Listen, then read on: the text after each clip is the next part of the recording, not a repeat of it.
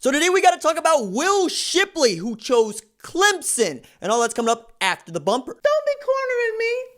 Hold up. Time. You gotta help me with that corner shit.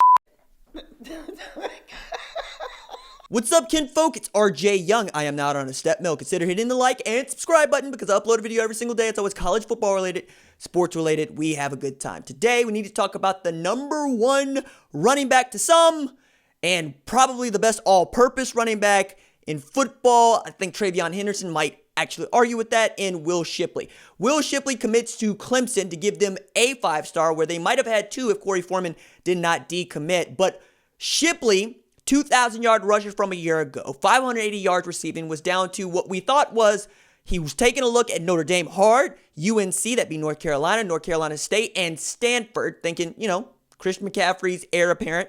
And he might be, because he's got a little white chocolate to his game. And that's one of the reasons why he was so heavily pursued. And I thought Notre Dame was going to be the leader to win him. And that would have given them yet another top running back prospect in as many years. Instead, he follows DeMarcus Bowman and Kobe Pryor, who were outstanding tailbacks in addition to Clemson. And all of these guys are looking to follow in the footsteps of one Travis Etienne, who's averaging over 7 yards per carry through his career, averaged 8.7 yards per carry as a sophomore, his junior year. He was ridiculous last year with 1,600 yards on the ground, and of course played in the national championship game. And it was a boon for Clemson to be able to bring him back next year to pair him with Trevor Lawrence and of course Justin Ross on the outside. That is going to be one hellacious three-headed monster in the ACC, let alone trying to go undefeated again, make a run at the national championship where really any one of those guys could win the Heisman Trophy, Trevor Lawrence, Travis Etienne, or Justin Ross. But we think that, all Trevor Lawrence has to do is pass for 3,800, 4,000 yards, 40 touchdowns, and it probably is his award. Now, Shipley said that the virus did play a part in his recruiting because as we're seeing this run on talent that I said it's coming, and it's on its way because we're looking at 5 stars just coming out of the woodwork, just committing here, committing there. And folks like Clemson and to this point, Tennessee, North Carolina, Ohio State have been taking great advantage of this time where you can really get good at glitz and glam and try to get these guys into the boat. Now, one of my colleagues reached out to me and says, yo, RJ, I would tell folks to pump the brakes on this because you still got to play the games. And if North Carolina goes 6-6, a lot of these commits might end up flipping. On the other hand, if Alabama goes at 14-0, 15-0 on the way to the national championship, you can see how Nick Saban just gets to lay in the cut and wait on all these things to shake out. I don't think that's the case with Clemson or Will Shipley. Shipley cited, I would have gone to Stanford, I would have gone to Notre Dame, I would have gone to like NC State and UNC for trips, especially during the spring period when we're normally seeing a bunch of kiddos take trips during the spring game, but also just in that March and April and May window where you can have officials and unofficials and the like. Saw this with Travion Henderson, who was supposed to take a trip to Oklahoma for the spring game. There is no spring game. He commits to Ohio State. I talked with Evan Pryor a little bit ago about what it might have been like for Will Shipley. Put the kibosh on that. I'm going to air that upload here in a little bit. It's going to sound a little bit dated because I recorded it before Will Shipley committed to Clemson.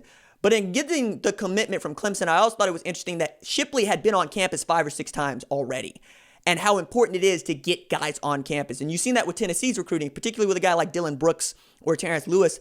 A lot of these guys are familiar with the staff. They're familiar with the surroundings. They're familiar with what it is that they're going to be walking into.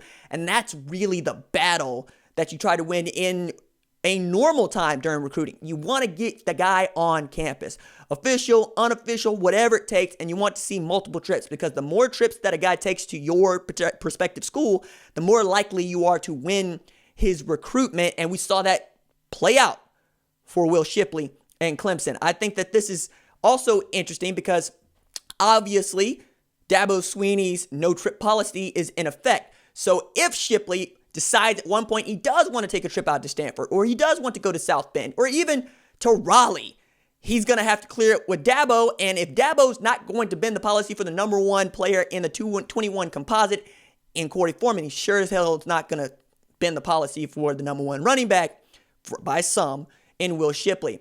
Shipley, though, I got to say, is going to be a star. He's so fast. He's so shifty. He's so good with his hands.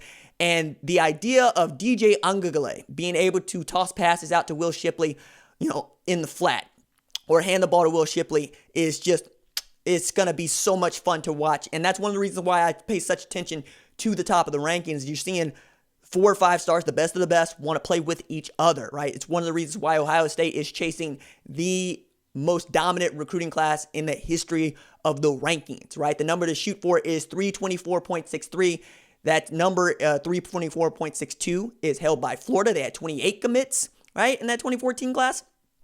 None of which, other than perhaps Trey Burton, ended up panning out in a way that you would expect. But I also think it's interesting because even with the 10th commit, and even with the 5th, with a 5-star in the boat, Clemson did not vault into the top 3 in the rankings, right? They're still at 4 behind a Florida, a UNC, or excuse me, they're still at, no, they did vault to 4 in the rankings. They didn't vault into the top 3 behind Tennessee, North Carolina, and Ohio State. They have a shot at catching these teams, but it's going to take some doing, right? It would mean getting a couple of other 5-stars in the boat with Will Shipley. I don't think it's going to be the last 5-star that they get in, but I don't think that it's going to be one of the more highly rated guys left, right? So Caleb Williams, for instance, is not going to Clemson, right? In his top 3, he had LSU, Maryland, and Oklahoma, and LSU seems like it's off the board because Garrett Nussmeier committed to them just a day ago. But this also just speaks to what we've seen at the top of the rankings here of late, right? With guys just deciding now is the time for me, as the spots are tending to look like they're drying up a little bit.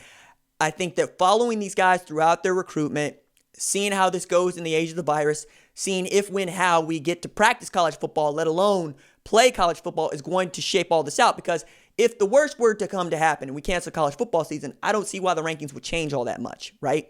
So that's another reason why you would want to see some SEC schools, or some SEC schools want to see themselves playing. Same thing with a Michigan or a Penn State or whatever. Because if you have an opportunity to move up, Oklahoma, Alabama, you're going to do that during the season when you can show wins. If Oklahoma goes and blows out Tennessee, you can see how that's going to help Oklahoma's recruiting and maybe hurt Tennessee's recruiting, which is a 2-for-1, right? That's the way that you draw this thing up if you're a fan of one or both of those teams. And again, work the other way for Tennessee to beat up on Oklahoma and maybe put a dent in that QBU image. A lot on the line here in this age where we don't really know what's going to happen.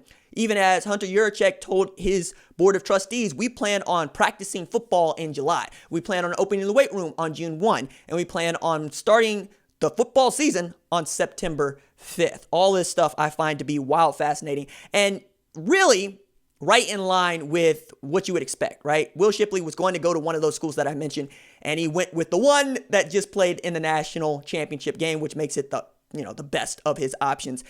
And knowing what Dabo was doing to try to get him, and knowing what it would mean for him to stay in the area, right? Because he's from Weddington. He's from North Carolina. For him to just go to South Carolina, it's not that really that big a deal. I know that Mac Brown would have loved to have him in the boat, and it would have been his first 5-star since, right, this 2021 cycle.